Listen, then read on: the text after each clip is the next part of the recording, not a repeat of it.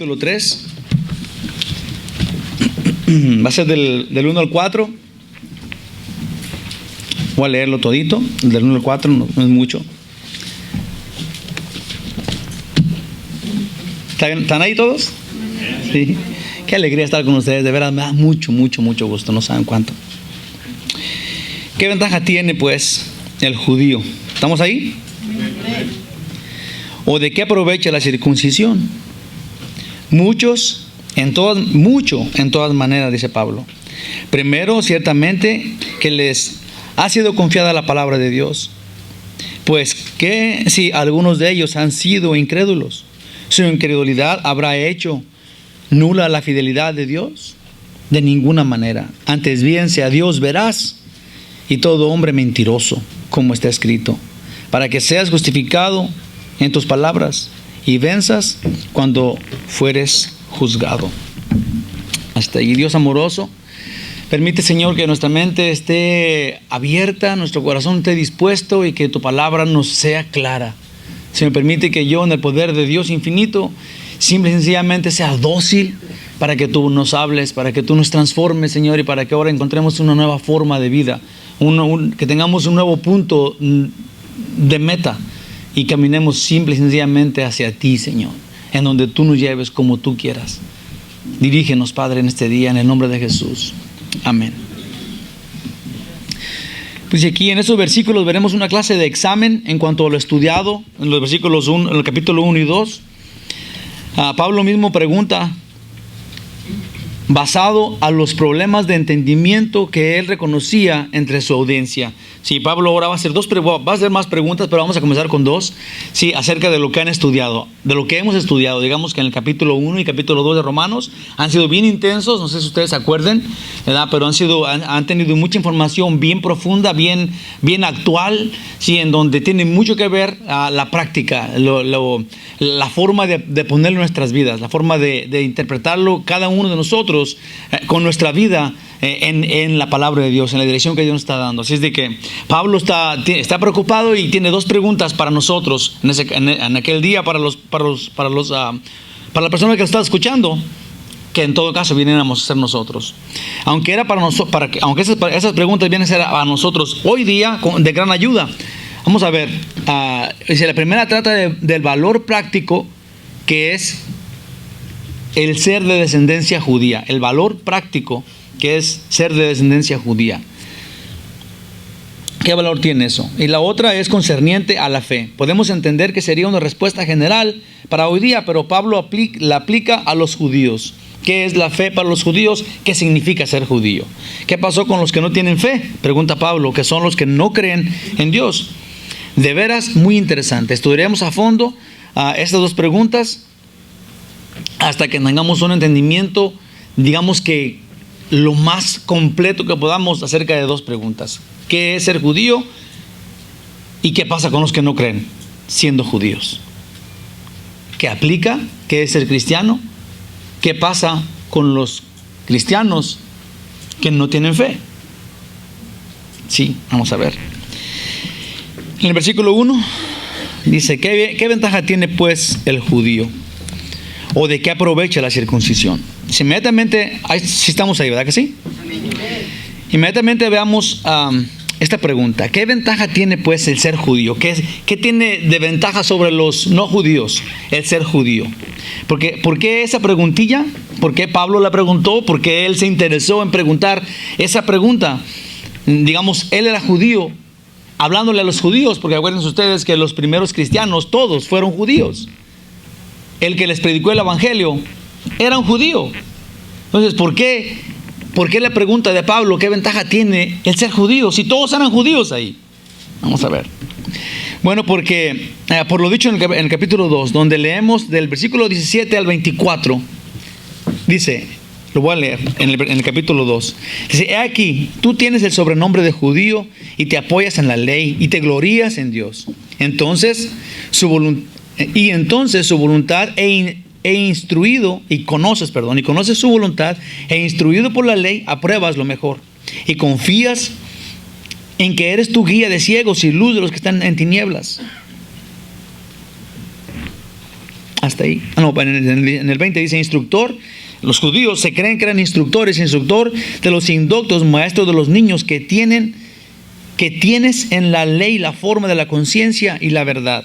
Sí, todos esos son atributos y todos esos son cosas, responsabilidades de un judío. O sea, eso es lo que ellos presumían. Ellos estaban orgullosos de tener la ley, de ser maestros de los que no sabían porque tenían la ley, porque conocían las escrituras. Sí, ese era el beneficio que ellos tenían siendo judíos. Dice, aquí vemos que muchas ventajas era ser judío. Sí, todas estas eran ventajas que el judío creía tener en frente de un no judío. Los judíos decían, gracias Dios, porque no me hiciste pagano. Sí, ellos pensaban que tenían una gran ventaja al ser judíos. Vamos a estar estableciendo qué ventajas sí son reales y qué ventajas no son reales. El ser judío, de acuerdo a Pablo, de acuerdo a Cristo, era una gran ventaja. Él mismo vino y se hizo judío. Él mismo vino y entregó la escritura a los judíos primero. Digamos que los primeros que salvó fue a los judíos, porque les entregó el evangelio primero. Aunque bien poquitos cambiaron, pero vamos a ver qué es la ventaja y qué es la desventaja. Porque ellos pensaban que tenían muchas ventajas. Hay una sola ventaja, y sí es una ventaja. Hay una ventaja a ser judío, pero vamos a verla. Dice, déjenme les digo, judío, el nombre judío o un judío proviene del nombre de Judá, que era un hijo de Jacob. Judá, acuérdense ustedes, el león de Judá, el león de la tribu de Judá. Entonces, mismo Cristo viene de Judá. Sí, los judíos ahora vienen del nombre de Judá. Dice que a su vez, el nombre de Judá significa alabanza. Y Judá es un hijo de Jacob, de los 12 que tuvo. Y Dios un día le cambió el nombre a Jacob por Israel.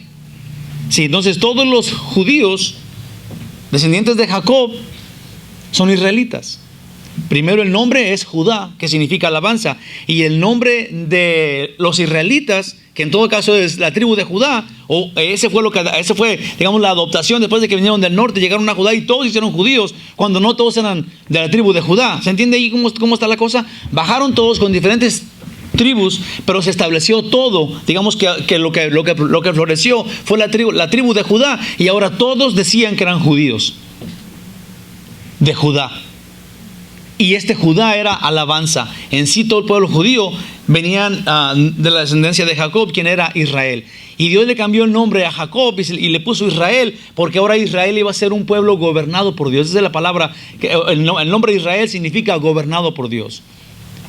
Una alabanza del pueblo judío que está gobernado por Dios. A ver, y todos movemos la cabeza de arriba hacia abajo y decimos que sí, ¿verdad que sí? Sí, tiene que ser, así son los nombres. Ok, muy bien. Dice, si entendimos esto, bueno, entonces el Señor, don judío, sí, ahora es descendiente de Jacob, que es uno que es gobernado por Dios y que su nombre significa alabanza. Sí, esta persona, un judío, tiene eso por ventaja de nosotros. Si Dios le dio este don, nosotros no lo tenemos. Vamos a ver. Representa al que es gobernado por Dios. Pero ¿qué pasa? Ahora vamos a darle la vuelta a la hoja. ¿Qué pasa si esta persona de descendencia de Abraham, hijo de Jacob, que significa Israel, que significa gobernado por Dios, y que ahora se pone el nombre de judío por el nombre de Judá, que es alabanza a Dios? ¿Qué pasa si esta persona con todos sus atributos no cree? ¿Qué pasa si esta persona con todo eso no tiene fe? No es gobernado por Dios. ¿El nombre lo va a hacer salvo? Qué bueno que dijo así como contundentemente. ¿El nombre de judío va a ser salvo al judío? Okay. ¿El nombre de cristiano va a ser salvo al cristiano? Ok. Porque yo pensé que sí. Es decir, la vida del judío, perdón, el judío que no es judío, es decir, su vida no anuncia la voluntad de Dios. Llevará el nombre de judío, será de la descendencia de Israel, vendrá de la sangre de Jacob, de Abraham. Pero si no cree, si no está consciente de la compañía de Dios y de dirección de Dios en su vida, entonces no es gobernado por Dios.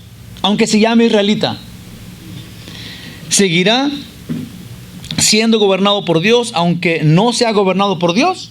Claro que no. Conteste fríamente. Y fue la pregunta que le hice ahorita. Que si un judío que no es gobernado por Dios todavía, aunque no sea gobernado por Dios, porque se dice gobernado por Dios, va a ser gobernado por Dios cuando no cree. Dijeron no.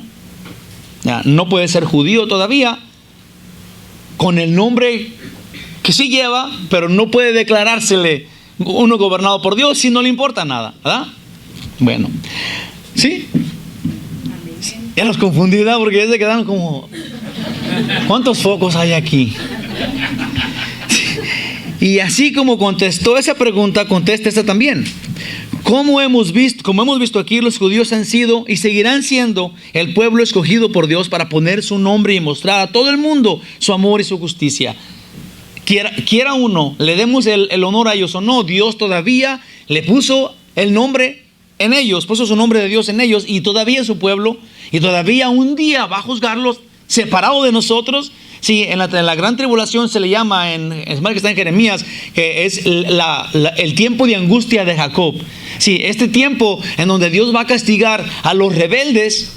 En la gran tribulación, la iglesia es sacada de ese castigo, porque la iglesia, entre comillas, los que realmente sean obedientes y sean cristianos como Cristo, se fueron al cielo. La gran tribulación es un tiempo de terrible tragedias y es un castigo de Dios, pero los judíos están siendo tratados en diferente postura dentro de la gran tribulación. Dentro de la gran tribulación, los judíos, dice la Biblia, todos van a ser salvos. Entonces es un trato diferente con los judíos todavía hasta el final de los tiempos. Vamos a ver. Dice, y es especialmente a través de un nacido judío que el mundo hoy tiene la opción de ser salvo. Es decir, el mundo ha sido absuelto de pecado. Ya no va más al infierno. Más aún la presencia de Dios para siempre estará con los judíos. Y más aún la presencia de Dios estará con los judíos espiritualmente y con los cristianos espiritualmente. No el nombre, no el título, pero las personas que realmente entiendan, que les caiga el 20 y que digan, ok, no es el título, yo no estoy orgulloso del título, estoy orgulloso de lo que sé, que conozco y sigo. Es mi fe, es lo que yo creo, eso es lo que me guía, no es el título no es nada. Esto es decir esto, ¿quién es el judío que vino a enseñarle al mundo entero la salvación? Primero los judíos y después al no judío. ¿Quién es? Jesucristo. Es Jesucristo, el nacido entre los judíos. Dios mismo vino, tomó carne y vino y se hizo judío para enseñarle a los judíos primero y luego a los gentiles que hay una sola forma de entrar al cielo, para los judíos y para los gentiles. Usted y yo somos gentiles, somos paganos, somos no judíos. ¿Está bien? A lo mejor habrá uno aquí, un judío, no sé. Jesús significa Dios con nosotros. Él vino en medio de nosotros. Si Cristo murió por toda la raza humana, pero cuando Él habla de los suyos, nunca habla de los que no han creído. Eso es importante. Dios dice, aún en Efesios, más que está en Efesios 5, donde habla de que Él vino y dio su vida por su iglesia. Y ahora comparamos, y Pablo mismo compara a la iglesia con la esposa y Cristo con el esposo. Cristo con Dios. ¿Cómo es? No, el esposo es Cristo, la iglesia es la esposa. ¿Sí? Entonces Dios compara esto porque dice que el esposo tiene que morir por su esposa y la esposa tiene que respetar a su esposo. Dice, y si la esposa obedece, que es la iglesia, y el hombre, ahora Cristo, dio su vida por ella. Es importantísimo que no dice, en ese capítulo está hablando solo de los creyentes. Dios dio su vida por los que creen. Sí, dio la opción al mundo entero, pero por quien murió tiene efecto solamente el que va creyendo. Sí, no todos somos hijos de Dios, todos somos criaturas y Jesús murió y dio la opción a todos, pero no por todos murió. Quisiera que este puntillo quede, porque siempre es como enredoso. Jesús murió para darle la opción a todas las criaturas, pero el que va tomando la muerte para Él es el que se está arrepintiendo y el que está haciendo válida la muerte para Él. Entonces Jesús murió solo para los arrepentidos y los que tengan fe, ¿sí o no? Amén. Para todos es la opción, pero el que no la tome, por ese no murió Cristo. Esa es nuestra verdad, esa es nuestra realidad. Tenemos un Dios en la Biblia que es un Dios que ama absolutamente, completamente, infinitamente. Pero no a los que no creen. No a los rebeldes. No a los que rechazan a Cristo. A estos, a ver, ¿cómo lo entiende mejor? A estos, Dios les va a dar un castigo eterno. Dígame bien, ¿cómo entiende usted esto? A estos rebeldes, Dios no ama. Fíjese, es bien importante esto. Tenemos un Dios que se nos presenta en la Biblia justo. Este Dios no es el Dios que el mundo dice tener, que es un Dios de amor, que nunca castiga nada. Ese Dios no existe. Ese es un Dios que no es el de la Biblia. El Dios de la Biblia no le gusta el pecado. David en el Salmo 139 decía: Señor, yo odio lo que tú odias. Tenemos un Dios de amor y tenemos un Dios que odia el pecado.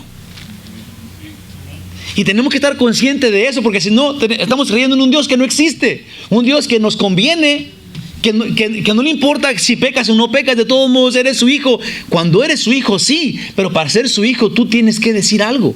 Tú tienes que proclamar que tu vida le pertenece, que ya no te perteneces a ti mismo y que tu muerte empezó cuando conociste a Él. Dice Jesús: niéguese, el que quiera seguirme, niéguese a sí mismo, muera su carne y sígame. Tenemos un compromiso nuevo con una vida nueva con el Dios que nos ama y que es justo, y que si nosotros no entendemos el camino de la verdad, si nosotros no seguimos y obedecemos lo que dice Dios, tristemente y ciertamente vamos a ir a parar al lago de fuego que Dios tiene preparado para los demonios nomás. Lo que significa que cuando nosotros nos rebelamos para con Dios, nos convertimos en eso. Dios ama y nos da la oportunidad de dejar de ser demonios hasta el último respiro que tengamos de vida. Pero si hasta ese momento, acuérdense en Apocalipsis como dice, que estaban los rebeldes detrás de las piedras en las cuevas, con sus amuletos, con sus ídolos, todavía haciendo brujerías en contra de Dios y blasfemando su nombre, en la gran tribulación. Si estas personas dentro de la gran tribulación blasfemaban el nombre de Dios y decían: Dios es injusto, no habían entendido, por eso están allí, porque no habían entendido que Dios es un Dios de amor para los que le siguen, para los que le aman. Dios dice: si tú caminas conmigo, yo camino contigo. Si tú me amas, si tú me buscas, Dios dice: yo proveo todo lo que tú quieras. Yo sé tu necesidad, yo conozco qué ocupas y tengo todo el poder para saciarte. Busca primero el reino de Dios y su justicia, y todo lo demás va a venir por añadidura. No nos hagamos, hermanos, en buena onda pues, no nos hagamos patos. Si sabemos la verdad, si conocemos la verdad, ¿qué tenemos que hacer? Caminar en esa verdad. No podemos saber la verdad y caminar en la mentira, ¿sí o no? Porque nos estamos echando la soga al cuello solitos. Solitos. Dios no es malo, solitos. Jesús murió y ama a su iglesia, a los que creen en Él, a los redimidos, a su cuerpo, sus discípulos, los que viven de acuerdo a las Escrituras. Él dice: esos son los que me aman. En Juan 10, 27, el 27 dice: mis ovejas, dice Cristo, oyen mi voz y las conozco y me siguen. ¿Cómo podemos decir yo creo en Dios y no sé si me oye? Yo creo en Dios, pero no estoy seguro de mi salvación. Entonces no estamos creyendo en un Dios que ya dijo, ya murió por nosotros y que nos dice: yo estoy contigo cada día hasta el fin del mundo. Y está en oración con Él, y está en comunicación con Él, y está pidiéndole y está agradeciéndole. Sí, un cristiano solo es cristiano cuando tiene esta relación con Dios, porque un cristiano es uno como Cristo. La palabra cristiano es uno como Él, como Jesús. Un cristiano es un discípulo que es como Cristo, un Cristo chiquito. Si usted no está haciendo eso, y como usted dijo, si un judío que es gobernado por Dios no está siendo gobernado por Dios, no puede ser judío. Igual vamos a encontrarnos en esta comparación. Si un cristiano, un hijo de Dios, un Cristo chiquito no camina como Cristo, entonces no es cristiano. Gálatas 2:20 dice: con Cristo estoy juntamente crucificado. Si morí el pecado, estoy muerto al pecado. Al muerto ya mi vida antigua quedó atrás. Con Cristo murió mi vida cuando estaba Él en la cruz. Y ya no vivo yo, mas vive Cristo en mí resucitado. Tengo nueva vida, vivo con Él, soy de Él completamente. Y lo que ahora vivo en la carne, lo vivo en la fe del Hijo de Dios, el cual me amó y se entregó a sí mismo por mí. Sí, ahora yo solamente vivo para Él. En la cruz del Calvario, con el pecado que Jesús dejó allí, según Colosenses 2:13, sí, ahí quedó mi cuero colgado, que era pecador. No puedo vivir como antes yo era. Mucha gente dice y se confunde con esto: Dios me ama y me recibe como yo soy. Sí, Dios no quiere que se va a hacer la cirugía o cambie de cabeza para entonces amarlo. Dios quiere que deje de pecar, siga siendo el mismo pero sin pecado. Amén. Amén. Romanos 13:14 dice: si no, entonces dice aquí, vestíos del Señor Jesucristo. ¿Qué significa esto? Deja tu carne y métete dentro de Cristo. Es lo que dijo Pablo: ya no vivo yo, sino vive Cristo en mí. Revestíos del Señor Jesucristo y no proveas para los deseos de la carne. Tan sencillo, tan simple como eso. Si ya eres de Cristo, no proveas. ¿Qué significa esto? No andes tras de lo que te puede hacer caer. Aparte de las tentaciones. Quítate lejos de lo que te puede tentar. Tú sabes tus debilidades. Otra vez, no nos hagamos patos. Si sabemos qué es lo que nos gusta hacer, qué es pecado, ¿para qué andamos ahí? Mucha gente dice: no, pero ¿qué tiene? Yo era borracho antes, pero ¿qué? Yo puedo ir todavía a predicar dentro de una cantina. ¿Pero por qué? ¿Por qué? ¿Para qué? Ve a un parque en donde nadie toma. ¿Para qué tienes que exponer allí a lo que tú sabes que te va a hacer caer? Una persona que era muy bien mujeriego, está medio raro. Pero ¿cómo voy a ir? Yo nomás lo voy a predicar a todas las muchachas de 17 para arriba.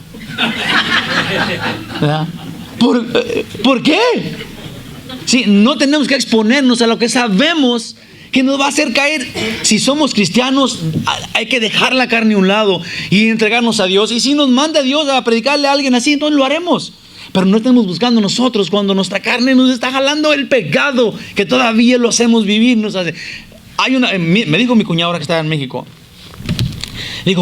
Pero dice: yo tengo muchas tentaciones. Salgo a la calle y tengo tentaciones. Donde quiera que yo vuelto hay tentaciones. Digo: pero yo ya me entregué a Dios. Dios me perdona aún si caigo. ¿Verdad que sí?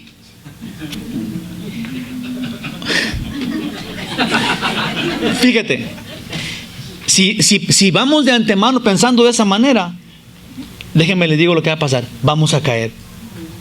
¿Verdad? No es que Dios no nos vaya a perdonar, pero si de repente Dios encuentra en nosotros que lo estamos haciendo adrede, nos estamos convirtiendo en su burla. Estamos mal representándolo a Él y estamos haciendo burla de su amor por nosotros. Que si estamos luchando contra la carne, porque esa es nuestra lucha constante, en oración, en ayuno, constantemente, no volteando a ver lo que nos haga caer, no arrimándonos que nos haga caer, y luego resbalamos. Como Dios ya sabe que vamos a hacerlo, Dios nos perdona. Ahí la palabra de Dios dice en 1 Juan 3, si pecamos, hijitos míos, no pecan, pero si alguno llegara a pecar, abogado tenemos para con el Padre, que es Jesucristo el justo. Él está ahí para perdonarnos. Somos sus hijos. No vamos a dejar de ser sus hijos por caer, pero si conscientemente andamos buscando la tentación, estamos ignorando su amor y diciendo: lo que tú hiciste por nosotros, yo lo puedo ajustar a mi necesidad. Y no es así. ¿Está bien? Un cristiano es llamado así porque es como Cristo, un Cristo chiquito, una copia del original de Él, uno que ama en primer lugar y es paciente y es humilde y es obediente y solo busca el bien de los demás, literalmente. Es capaz de dar su vida por los muchos, y aún muchos que todavía no lo conocen, todavía son defendidos por un cristiano, como Cristo lo hizo. Acuérdense, dice en Romanos 5:8, en esto conocemos el amor de Dios, que Él murió por nosotros cuando todos todavía éramos pecadores. Entonces, la Biblia sí habla, y voy a decir bien clarito aquí antes de que se me pase, la Biblia sí habla que nosotros tenemos que amar. En Gálatas, más que en Gálatas 5:20 y algo, dice que tenemos que amar primero a los de la iglesia, primero a los de la familia de Dios.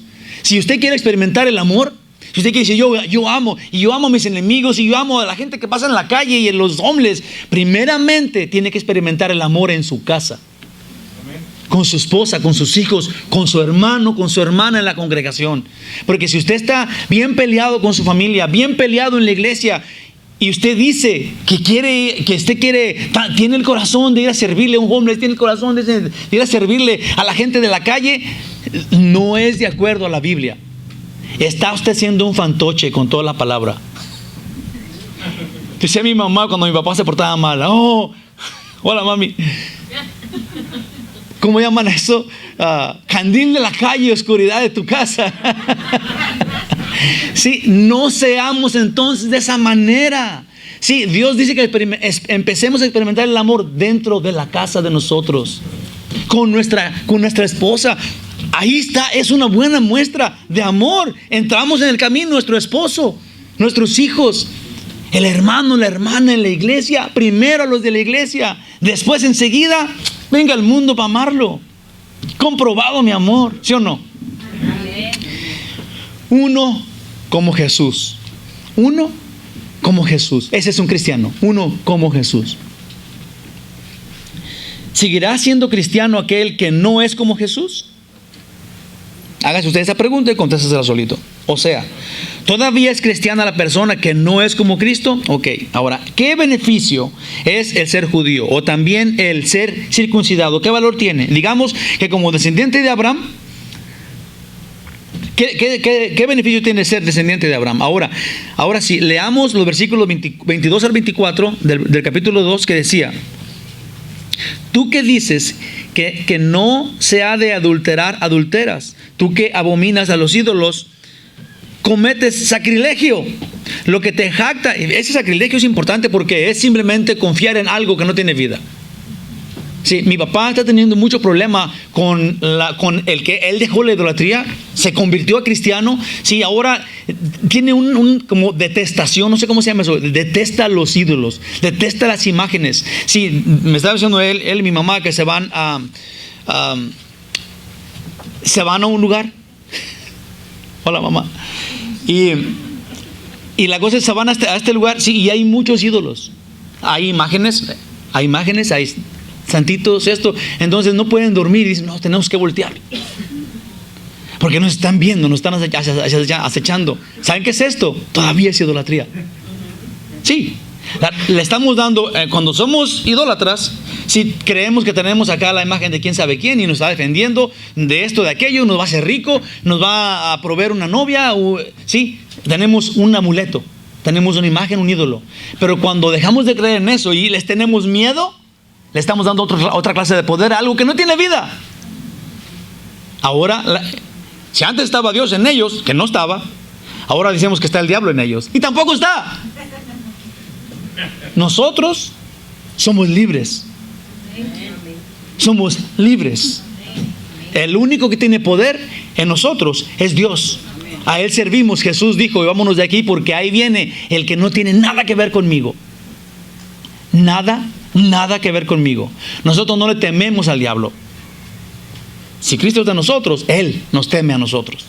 Le tiemblan las corvas y se va haciendo chis. Capítulo 2 de Romanos. Y también antes de contestar, vamos. ¿Qué feo dije? Perdón. Y también antes de contestar, vamos a Gálatas 3, 26 al 29. Dice: dice allí, por todos sus hijos de Dios, dice, pues todos sois hijos de Dios por la fe en Cristo Jesús.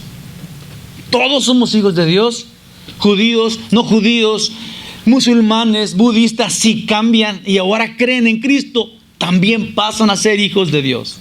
El pecador más pecador que usted conozca, un homosexual, un ratero, un violador, si pasa a creer en Cristo Jesús como Señor y Salvador, musulmán, un quien sea, y luego cree en Jesús, cree en su nombre, tiene confianza en las promesas de Dios y le entrega su vida y cambia su vida a Él, esta persona pasa a ser un cristiano, merecedor de la vida eterna, como usted y como yo. Dice, porque todos los que habéis sido bautizados en Cristo, de Cristo estáis revestidos. Otra vez somos de Él. Todos le pertenecemos, lo representamos. Ya no hay judío, no hay griego, ni hay esclavo, ni hay libre. No hay varón ni mujer. Porque todos vosotros sois uno en Cristo Jesús. Y vosotros sois de Cristo. Ciertamente linaje de Abraham sois y herederos según la promesa. Aquí mata todo linaje. Aquí mata toda orgullo de ser circunciso, de ser esto, de ser lo otro, de ir a la iglesia, de nacer en un hogar cristiano. Aquí mata todo. Aquí dice que Dios no hace excepción de personas más que crees en Jesucristo. Eres mío, eres salvo, vas al cielo de seguro, quien sea que tú seas. Amén. Amén. Entonces, ¿cuál es el valor de ser judío o circunciso? Tal parece que no se ve muy envidiable ser judío ahora. Veamos en el versículo 2 lo que dice Pablo. 2. Contesta Pablo, mucho. O sea, primero, ¿cuál es la ventaja de ser judío? Y Pablo dice, mucho. Primero acabamos de decir ahorita que no es envidiable ser judío, pero Pablo dice que sí hay algo que no tenemos nosotros, y vamos a ver qué es. Y déjenles digo, no es para salvación. La ventaja de ser judío no es la de la salvación, es otra. Dice mucho, en todas maneras. Primero, ciertamente que les ha sido confiada la palabra de Dios. Pablo contesta esta pregunta con un categórico y muy firme, con un tono categórico y muy firme. Existe mucho privilegio en ser judío. En Romanos 9, 2 al 5 dice, ¿qué tengo? Dijo Pablo está hablando de los judíos, del pueblo al que él pertenecía, y dijo, que tengo gran tristeza y continuo dolor en mi corazón, porque deseara yo mismo ser anatema. Pablo está diciendo eso. Él desearía ser mejor anatema, que es maldición, separado de Cristo y ir al infierno, por amor a mis hermanos. ¿A quiénes? A los judíos. Moisés dijo algo parecido cuando había bajado del monte y que todos se habían rebelado. Y Dios dijo, voy a desbaratarlos, son unos rebeldes. Voy a destruir ese pueblo rebelde, desobediente. Y Moisés dijo, no, Señor, mejor a mí, déjalos a ellos. Yo tomo su lugar. Acá Pablo está diciendo lo mismo. No, Señor, es el pueblo en el cual tú pusiste tu nombre. ¿Cómo vas a desbaratarlo? ¿Qué van a decir las demás personas? Que escogiste este pueblo para destruirlos por su rebeldía. Dice, los que son mis parientes, según dice Pablo, según la carne, que son israelitas, de los cuales son, ahí va, y esos son los beneficios de ser judíos, que son la adopción. ¿Cuál adopción? La nuestra. Nosotros somos adoptados al pueblo judío. La gloria, el pacto, que son las promesas, que es Cristo venido ahí en los judíos para darnos a nosotros salvación y a ellos mismos. La promulgación de la ley, el culto, las promesas de quien son los patriarcas. Toda la historia de Dios que revela. Acuérdense que la Biblia no es la historia de la humanidad, como muchos piensan y creen. Se equivocó aquí, se equivocó allá. Eso no es. Dios estableció el pueblo y la historia de la salvación, no de la vida humana. Aunque la encontramos ahí, pero no era el propósito. El propósito es encontrar la salvación desde Génesis hasta Apocalipsis. Es el plan redentor de Dios. Y de ahí vienen los patriarcas, es donde los conocemos en el pueblo judío, de los cuales según la carne vino Cristo, el cual es Dios sobre todas las cosas, bendito por los siglos de los siglos. Amén. Si Cristo, el cual es Dios, más claro ni el agua. De ahí vino, ahí es donde encarnó su palabra. Beneficio de ser judío es este. Esto es de lo que tienen que honrarse y no de cosas que ellos hagan. Como vemos, hay muchas ventajas de ser judío, como Pablo explica, pero hay algo que sobrepasa todos los privilegios de un judío, y es que Dios estableció en su pueblo su palabra.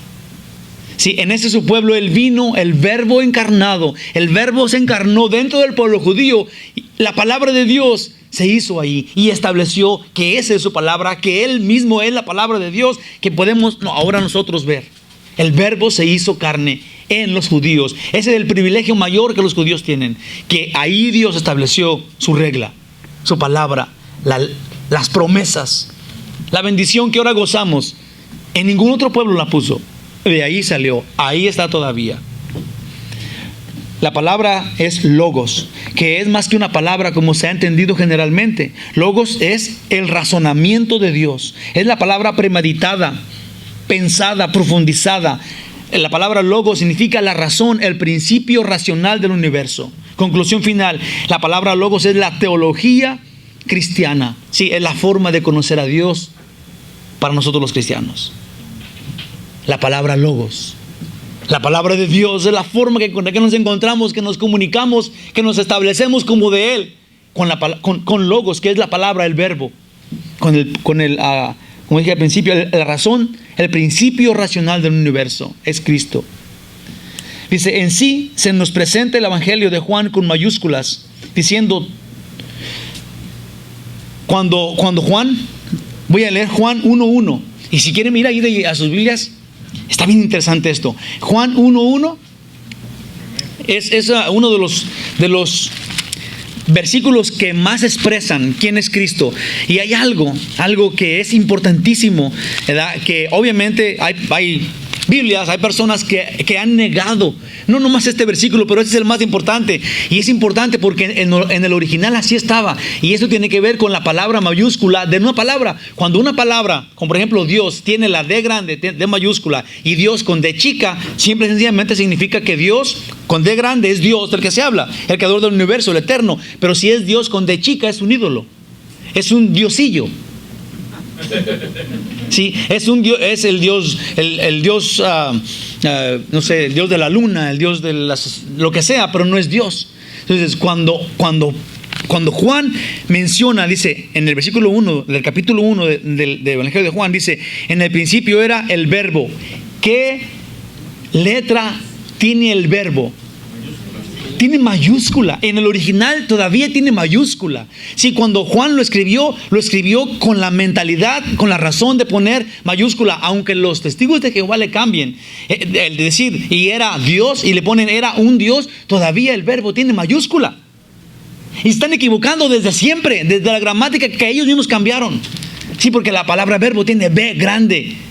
Y solamente tiene dos resultados.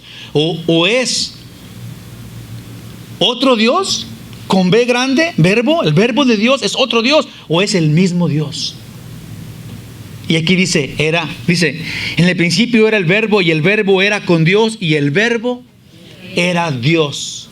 Si ellos le ponen, era un Dios, qué equivocados en su gramática, y qué traducción tan tonta.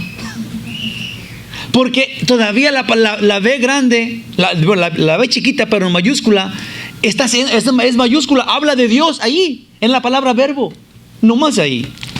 Amén. Hay algo que debemos de no pasar por alto. Los judíos no tienen mayor salvación que los paganos arrepentidos. Sí, los judíos no tienen mayor salvación que los paganos arrepentidos. Ellos tienen un beneficio, y es ese, que Dios estableció su ley, sus promesas, todo en ellos, en el pueblo judío. Pero eso no es la salvación. Todavía de la salvación estamos completitos iguales que ellos. Dice la Biblia, primero al judío y luego al griego. De la misma tamaño de salvación.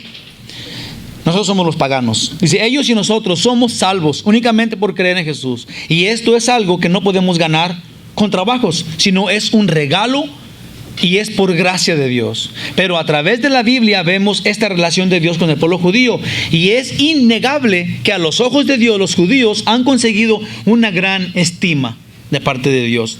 Otra vez, no para salvación, simplemente Dios ha establecido que los quiere. Ha establecido que ese es su pueblo. En el Antiguo Testamento se conoce al pueblo judío o Israel como la esposa de Dios. En el Nuevo Testamento encontramos que la iglesia es la novia de Cristo. Todavía Israel sigue siendo la esposa de Dios en el Antiguo Testamento. Sí, y los quiere. Y les fue rebelde y los perdonó miles de veces. Muchas veces, digamos. Más que los otros pueblos de la tierra. Y el hecho de que al final Dios tratará exclusivamente con ellos confirma nuestras sospechas. Dios ama a Israel. Y nosotros debemos de amar a Israel. La Biblia dice, el que te rechace será rechazado, maldecido, el que te maldiga te será maldecido, y esas promesas todavía están vigentes. El que te rechace, el que te maldiga será maldecido, el que te bendiga será bendito. Será en Abraham que serán vencidas todas las familias de la tierra. Si todavía tenemos que guardar un respeto a los judíos, no para salvación, tienen que ir a Jesús, tienen que caminar a través de Cristo, si no, no van al cielo. Pero si Dios dice que los quiere, vamos a orar por ellos. Amén. Esto es muy bueno, pero también trae una gran responsabilidad. Si que Dios quiera a Israel especialmente, es muy bueno para ellos, pero también les trae mucha responsabilidad sobre ellos. Porque Dios les pone, Dios pone por ejemplo a ellos, para nosotros. Todo lo que les pasó a los judíos, ahora entendemos que nos puede pasar a nosotros. Así Dios trata con los que Él ama. ¿Se fijan en esto? Dios estableció el pueblo judío para poner su ley, para poner su personalidad. ¿Cómo es que Él ama a una persona que lo ama y cómo Él castiga a una persona que lo ama también? Dios nunca dejó de castigar a Israel hasta la fecha. Ahorita mismo están castigados. Dios les cegó para que no vieran hasta que venga la gran tribulación. Esto es porque los ama. Esto es porque Dios castiga al que ama, dice la Biblia. Dios castiga al que ama. Amos 3:2 es un ejemplo, dice: a vosotros solamente he conocido, dice Dios, a vosotros solamente he conocido, diciendo, de toda la gente de todo el mundo, a ustedes conozco, a los israelitas. Dice, de todas las familias de la tierra, es solamente a ustedes. Por tanto, os castigaré por todas vuestras maldades. O sea, a los demás no, porque no los conoce. No son el ejemplo. No es que no los conozca, pero el ejemplo a ellos, si lo está investigando, sabe quiénes son, cómo caminan, qué piensan, a estos va a castigar. Porque ama. Porque ama. Nosotros estamos en esa misma posición. Jesús murió por nosotros, somos su iglesia.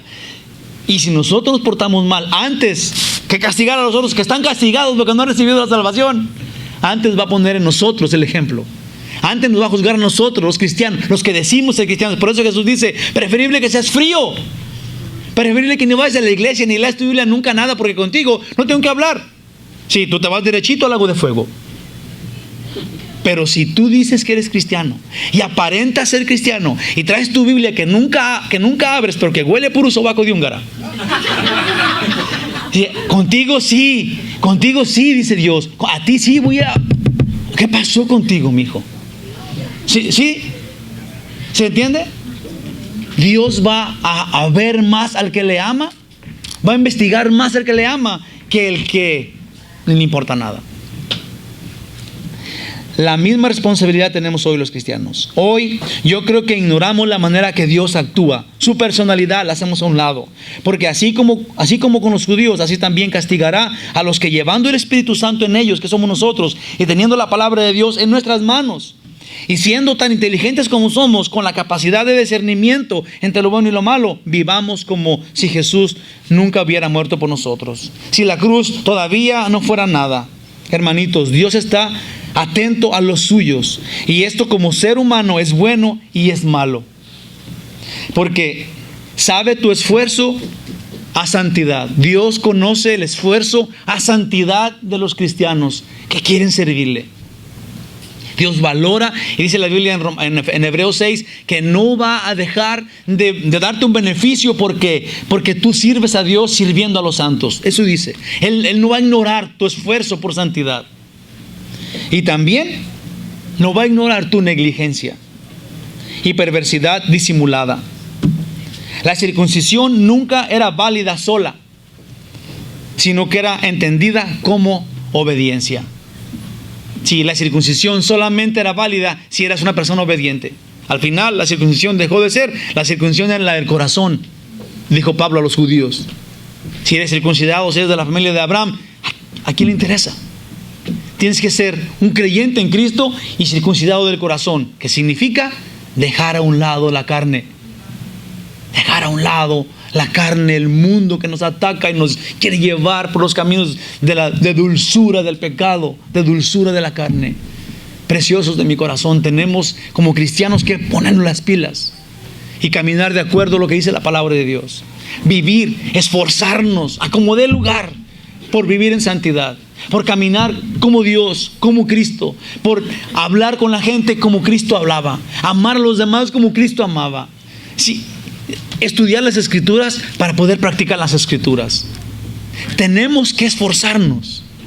No tenemos que quedarnos en el primer intento y decir, es que soy humano, ya caí. Alguien me haga, yo me porto bien con los que, yo nunca me enojo si no me hacen enojar. ¿Qué es eso? Sí, no tenemos que enojarnos, aunque nos hagan enojar. Especialmente porque tenemos que demostrarle a la gente que Jesús dijo esto: el mundo va a conocerlos a ustedes porque se amen unos a otros. Va a conocer el mundo que son míos. Los míos se aman unos a otros. Eso dice Jesús. ¿Cómo podemos decir, Señor, yo soy tuyo, vea qué bonito canto, pero luego tener un montón de problemas con todos?